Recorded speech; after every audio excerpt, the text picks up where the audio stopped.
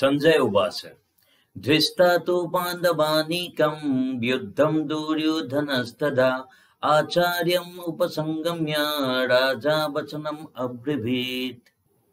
नमस्कार बंधुসকল, আমাৰ ভগৱত গীতাৰ এই বিশেষ অধ্যায়লৈ আপোনালোকক আকৌ স্বাগতম জনাইছো। আজি আমি প্ৰথম অধ্যায়ৰ দ্বিতীয় শ্লোকৰ বৰ্ণনা কৰিম আৰু প্ৰথম যিটো শ্লোক আছিল যেটো মই আগতে ব্যাখ্যা কৰি গৈছো তাৰ মই নটিফিকেশন বা ওপৰত আই বটনত তাৰ ডেসক্ৰিপচন লিংক দি দিম, যেফলে চোৱা নাই তেখেতসকলে চাব পাৰিব। আৰু সেই প্ৰথম শ্লোকৰ লগত দ্বিতীয় শ্লোকৰ যেটো সংযোজন বা সংযোগ হেতু আজি ব্যাখ্যা কৰিবলৈ চেষ্টা কৰিম। কি ধৰণৰ মাইন্ডসেট হ'ব পাৰে প্ৰেজেন্ট কন্ডিশনত, আমি কেনে ধৰে ইয়াৰ পৰা লাভৱান হ'ব পাৰো, সেই সকলোখিনি এই ভিডিওটোত ডিসকাস কৰিবলৈ বা আলোচনা কৰিবলৈ চেষ্টা কৰিম। আহকচোন বাৰু প্ৰথমতে আমি এই সম্পূৰ্ণ শ্লোকটো প্ৰতিটো শব্দৰ অৰ্থ শব্দ অনুযায়ী ইয়াৰ অৰ্থ কি বুজাবলৈ চেষ্টা কৰিছে প্ৰথমতে তাৰ ভাঙনিটো কৰিব চাও। সঞ্জয় উবাচ তাৰ মানে এটো যেটো শ্লোক হয় এটো সংস্কৃতত আছিল, তো এতিয়া যদি আমি অসমীয়ালৈ যদি এক অনুবাদ কৰো তেতিয়ালে সঞ্জয় উবাচ মানে হল সঞ্জয়ে কলে, উবাচ মানে কলে। কি কলে? দৃষ্টা দৃষ্টা শব্দৰ অৰ্থ হল কি দেখি বা প্ৰত্যক্ষ কৰি বা দেখিলে। কাৰণ সঞ্জয় ক'ত আছিলে? ৰাজসভাত আছিলে। কাৰ লগত? ধৃতৰাষ্ট্ৰৰ লগত আছিলে। তেওঁ কি দেখা পাইছিল? তেওঁ দিব্য দৃষ্টি দিছিল, যেটো মই প্ৰথম শ্লোকত কৈছো, তাত আপোনালোকে চাই ল'ব পাৰিব। তেখেতক দেৱতাই শক্তি দিছিল যে ৰাজসভাত বহিয়ে ধৃতৰাষ্ট্ৰৰ লগত বহিয়ে কুৰুক্ষেত্ৰৰ মানে যুদ্ধখন তেওঁ তাৰ পৰা প্ৰত্যক্ষ কৰিব পাৰিছিল।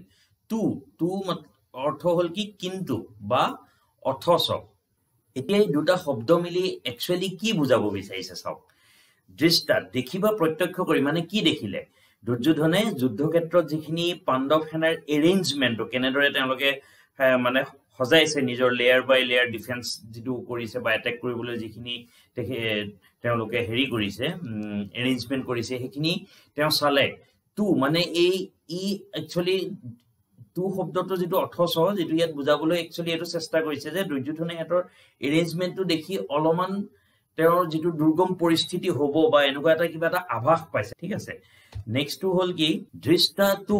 নেক্সট হল পাণ্ডৱানিকম মানে পাণ্ডৱ আনিকম মানে পাণ্ডৱ সেনাৰ দল।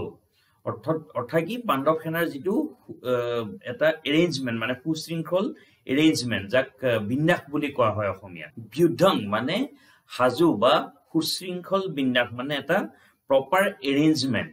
Next is Duryodhan. দুৰ্যোধন কোন আছিল? কৌৰৱ সেনাৰ নেতা আছিল, মানে সেনাপতি আছিল সেই সময়টোত। নেক্সট ইজ তদা মানে সেই সময়ত। আচাৰ্যম উপসংগম্য, ইয়াত দুটা শব্দ মিলি এটা শব্দ হৈছে আচাৰ্যম। আচাৰ্যম মানে কাক দৰ্শোৱা হৈছে? শিক্ষক। আচাৰ্যমৰ অৰ্থ হল শিক্ষক। শিক্ষক মানে কাৰ ওচৰত কথা কৈছে? দ্ৰোণাচাৰ্য। যে দুৰ্যোধনৰ গুৰু কোন আছিল? দ্ৰোণাচাৰ্য আছিল। তো দ্ৰোণাচাৰ্যক বুজোৱা হৈছে। উপসংগম্য মানে ওচৰলৈ যোৱা। দুৰ্যোধন কাৰ ওচৰলৈ গৈছে? ইয়াত দ্ৰোণাচাৰ্যৰ ওচৰলৈ গৈছে। ৰাজা ৰাজা মানে কাক? ইয়াত দুৰ্যোধনক বৰ্ণনা কৰিবলৈ চেষ্টা কৰা হৈছে। ৰাজা বুলি ইয়াত দুৰ্যোধনক কি কাৰণে কোৱা হৈছে ইয়াৰো পিছত এটা অন্তৰ্নিহিত মিনিং আছে, অৰ্থ আছে, যেটো মই আজি ভিডিওটোত যদি ব্যাখ্যা কৰিবলৈ যাওঁ অকমান দীঘল হ'ব। মই কেতিয়াবা এই কথাটো ব্যাখ্যা কৰি দিম যেতিয়া আমি এই সম্পূৰ্ণ চেপ্টাৰ 1 টো যেতিয়া আমাৰ কমপ্লিট হ'ব, তেতিয়া মই এটা ডিটেইল ভিডিও বনাম যে চেপ্টাৰ 1 ৰ পৰা আমি কি শিকিব পাৰিলো ইয়াত। গতিকে প্ৰথমতে এতিয়া আমি শ্লোকটো পাৰ্ট বাই পাৰ্ট চাই লম। ঠিক আছে, নেক্সট হল বচনম অব্ৰবীত। বচনম মানে বাক্য বা কথা কলে, অব্ৰবীত মানে কলে। গোটেই শ্লোকটো যদি আমি এটা শাৰীত কবলৈ এতিয়া যাওঁ, এই শ্লোকত সঞ্জয়ে বৰ্ণনা কৰিছে। প্ৰথম শ্লোকটো কি আছিল? ধৃতৰাষ্ট্ৰই সুধিছিলে সঞ্জয়ক যে কুৰুক্ষেত্ৰ যুদ্ধত মোৰ পুত্ৰ আৰু পাণ্ডুৰ পুত্ৰই কি কৰি আছে কোৱা। এতিয়া সঞ্জয়ে কৈছে এই শ্লোকত যে দুৰ্যোধনে পাণ্ডৱ সেনাৰ সুশৃংখল মানে একটা প্ৰপাৰ এৰেঞ্জমেন্ট দেখি দ্ৰোণাচাৰ্যৰ ওচৰলৈ গৈ কথা পাতিবলৈ আৰম্ভ কৰিছে।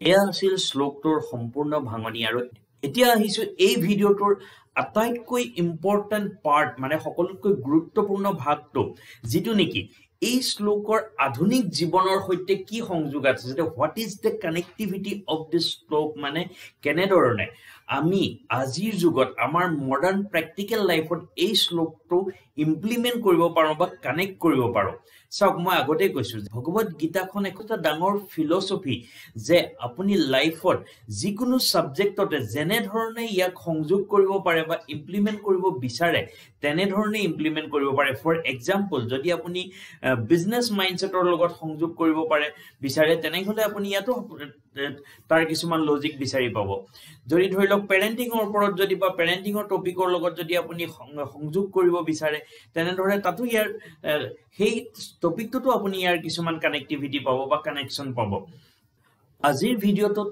মই এটা মানুহৰ জেনেৰেল সাইকোলজিক লৈ পেলাই কেইটামান টপিক আলোচনা কৰিম বা কানেক্টিভিটি এটা সংযোগ স্থাপন কৰিবলৈ চেষ্টা কৰিম আৰু তাক মই কেইটামান ভাগত ভাগ কৰিছোঁ আৰু ইয়াৰ প্ৰথমটো হ'ল প্ৰতিযোগিতা আৰু ভাবুকি কিয় মই এনেধৰণে কৈছোঁ চাওক দুৰ্যোধন যি কৌৰৱ সেনাৰ সেনাপতি আছিল তো দুৰ্যোধনে পাণ্ডৱ সেনাৰ যিটো পাৱাৰফুল শক্তিশালী আৰু সুশৃংখল বিন্যাস মই আগতেও কৈ গৈছোঁ যেটো এটা পাৰফেক্ট এৰেঞ্জমেন্ট দেখি যুদ্ধৰ আগৰ যেটো প্ৰিপাৰেচন তাৰ ডেপথটো ফিল কৰিছিল একেদৰে আজিৰ জীৱনত আমিও বহু ক্ষেত্ৰত এনেকে ডিফাৰেন্ট প্ৰতিযোগিতা মানে ধৰ কম্পিটিশনৰ সন্মুখীন হওঁ we have to face different competitions right ই লাগিলে চাকৰি ক্ষেত্ৰতো হ'ব পাৰে শিক্ষাৰ ক্ষেত্ৰতো হ'ব পাৰে যিকোনো ক্ষেত্ৰত হ'ব পাৰে আৰু সেই সময়ত সমস্যা আৰু ভাবুকিৰ সন্মুখীন হোৱাটো এটা স্বাভাৱিক কথা তো আমি কৰিব কি লাগিব তাৰ যেটো আমাৰ ইন ডেপথ এনালাইসিস যে যেটো সিচুৱেচন হ'ব পাৰে আমাৰ লগত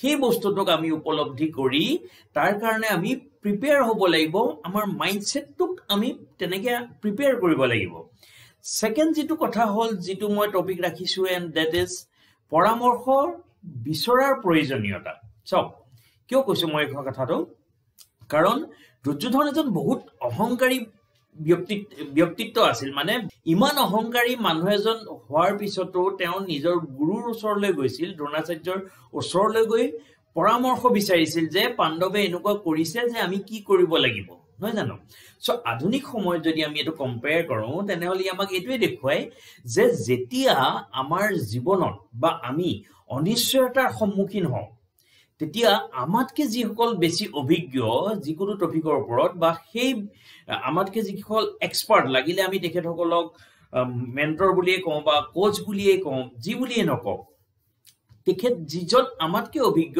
যিকোনো সাবজেক্টত যিকোনো ফিল্ডত হ'ব পাৰে তেখেতৰ উপদেশ লোৱাটো আমাৰ কাৰণে জৰুৰী বা আমি তেখেতৰ উপদেশ ল'ব লাগে তৃতীয়টো পইণ্ট যেটো মই থৈছো এটো হ'ল কৌশলগত চিন্তা মানে স্কিলফুল মাইন্ডসেট সব দুৰ্যোধনে প্ৰথমতে বৰ প্ৰিপাৰেচন দেখিলে তেওঁলোকৰ এৰেঞ্জমেন্ট দেখিলে হেখিনি দেখি এটা থ্ৰিট মানে ভাবুকি অনুভৱ নকৰি কি কৰিছে যে এটা স্কিলফুল মাইন্ডসেট চিন্তা কৰিছে যে তেখেতৰ এগেইনষ্টত মানে পাণ্ডৱসকলৰ এগেইনষ্টত আমি কি কৰিব লাগিব তাৰ কাৰণে তেখেতে বিচাৰ বিমৰ্শ কৰিবলৈ তেখেততকে অভিজ্ঞ মানে তেখেতৰ গুৰুৰ ওচৰলৈ গৈছে সো আজিৰ দিনত আমিও জীৱনৰ প্ৰত্যাহ্বানসমূহৰ সন্মুখীন হলে বহুত বেছি চঞ্চল হোৱাটো জৰুৰী মানে ৰিকোয়াৰমেন্ট নহয় যেনেকৈ আমি ভাবো কিবা এটা যেতিয়া আমি নৰমালি ঠিকই থাকো যেতিয়া কিবা এটা প্ৰবলেম আহে আমাৰ লাইফত কিবা এটা সিচুৱেচন এনেকুৱা আহে যেটো আমাৰ কন্ট্ৰোলৰ বাহিৰত যায় বা আমাৰ এনেকুৱা লাগে যে এটো আমাৰ আউট অফ কন্ট্ৰোল হ'ব আমাৰ নিজৰ যেটো ট্ৰেক তাতকে অকমান যেতিয়া সাইড হয় সো উই ফিল ডিফাৰেন্ট ৰাইট আমি অকমান তাত চঞ্চল হওঁ কিন্তু ইয়াত ভগৱত গীতাই আমাক এটো কথা কৈছে যে আমি চঞ্চল হোৱাৰ হলনি সেই সিচুৱেচনটোক ইন ডেপথ এনালাইসিস মানে তাক আমি বিশ্লেষণ কৰি তাৰ আমি কেনেকে সলভ কৰিব পাৰো তাত আমাৰ যেটো স্কিলফুল মাইন্ডসেটটো এপ্লাই কৰি আমি আগবাঢ়ি যাব লাগে এতিয়া আমি last part of this video মানে আজি আধুনিক জীৱনত এই শ্লোকৰ পৰা আমি কি শিক্ষা পাব পাৰো সো ইয়াকো মই বেলেগ পইণ্টত মই ডিসকাস কৰিছো বা ভাগ কৰিছো প্ৰথমটো হ'ল আত্মসচেতনতা যি পৰিস্থিতিতে আপুনি আছে তাৰ সঠিক অৱস্থাটো বুজাটো বহুত দৰকাৰ দুৰ্যোধনে পাণ্ডৱ সেনাৰ শক্তি স্বীকাৰ কৰিছিল যে এহেতি আমাতকে শক্তিশালী বা হেতৰ এৰেঞ্জমেন্টটো বহুত ভাল আমিও আমাৰ শক্তি আৰু দুৰ্বলতা সমূহ বুজি যেনে ধৰণে দুৰ্যোধনে বুজিছিলে তেনে ধৰণে কাম কৰিব লাগে বা আগবাঢ়ি যাব লাগে সেকেন্ডটো হল কি পৰামৰ্শৰ মূল্য, ভেলু অফ এডভাইস। জীৱনত আনৰ পৰা সহায় বিচৰাটো কোনো ডাঙৰ বা অপমানজনক কথা নহয়। অভিজ্ঞতাৰ পৰা আপুনি শিক্ষা লাভ কৰাটোহে শক্তিৰ দিশ। কাৰণ যিজন আপোনাতকৈ অভিজ্ঞ তেখেতৰ পৰা আপুনি শিক্ষা লোৱাটো বহুত দৰকাৰী।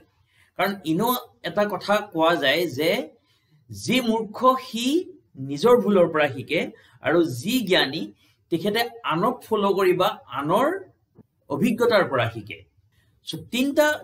তিন নম্বৰ পইণ্টটো হ'ল অহংকাৰৰ ওপৰত জয় লাভ কৰা। চাওক, দুৰ্যোধনে পৰামৰ্শ বিচাৰিছিল, কিন্তু তেওঁৰ অহংকাৰ তেওঁৰ পৰাজয়ৰ অন্যতম এটা কাৰণ আছিল। ই আমাক কি দেখুৱাই বাৰু?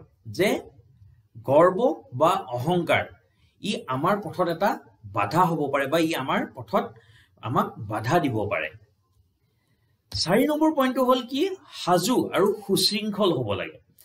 পাণ্ডৱ সেনাৰ সুশৃংখলতাই দুৰ্যোধনক অলপ সজাগ কৰিছিল, কনচিয়াছনেছ আনি দিছিল যে মাইণ্ডটোত। প্ৰথমতে দুৰ্যোধন বহুত অহংকাৰী আছিল। তো আগতে এইটো এটা বেলেগ টপিক, অকণমান চাইড হৈ গৈছো।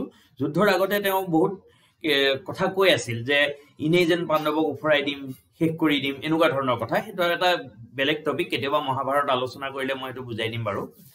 কিন্তু যেতিয়া পাণ্ডৱ সেনাৰ এটা ষ্ট্ৰাকচাৰ বা প্ৰিপেয়াৰ্ড কনষ্ট্ৰাকশ্যন দেখিলে, তেতিয়া দুৰ্যোধনৰ মাইণ্ডটোত এক্টিভনেছ আহিল, বা অলপমান ধাৰণাটো তেওঁৰ বদলি হ'ল। ঠিক আছে, ঠিক তেনেকে আধুনিক সময়ত কিবা এটা সাফল্য বা ছাকচেছ লাভ কৰিবলৈ আমি অলপমান ভালদৰে প্ৰস্তুতি কৰা উচিত, বা এটা ষ্ট্ৰাকচাৰ্ড ৱেত আমি কামবোৰ কৰি যোৱাটো উচিত। শেষত মই ইমানখিনিয়ে ক'ব বিচাৰোঁ যে ভগৱত গীতাৰ এই শ্লোকটোৱে আমাক জানিবলৈ দিয়ে যে যিকোনো সমস্যা বা প্ৰতিযোগিতাৰ সময়ত সদায় কুল মাইণ্ড হৈ ঠাণ্ডা মূৰেৰে চিন্তা কৰা, পৰামৰ্শ বিচৰা আৰু স্কিলফুলি কৌশলগতভাৱে আগবঢ়াটো অত্যন্ত গুৰুত্বপূৰ্ণ। গীতাৰ শিক্ষাই আমাৰ জীৱনৰ সকলো ক্ষেত্ৰতে সদায় হেল্প কৰি আহিছে বা সহায় কৰি যাব। আজিলৈ প্ৰথম অধ্যায়ৰ দ্বিতীয় শ্লোকটো ইমানতে সামৰণি মাৰিছো। ভিডিঅ'টো ভাল লাগিলে চেনেলটো ছাবস্ক্ৰাইব কৰিব আৰু আপোনাৰ মতামতবিলাক কমেণ্টত জনাব। আকৌ এটা ভিডিঅ'ত গীতাৰ প্ৰথম অধ্যায়ৰ তৃতীয় শ্লোকটোত লগ পোৱাৰ প্ৰতিশ্ৰুতিৰে আজিলৈ ইমানতে সামৰিছো। ধন্যবাদ।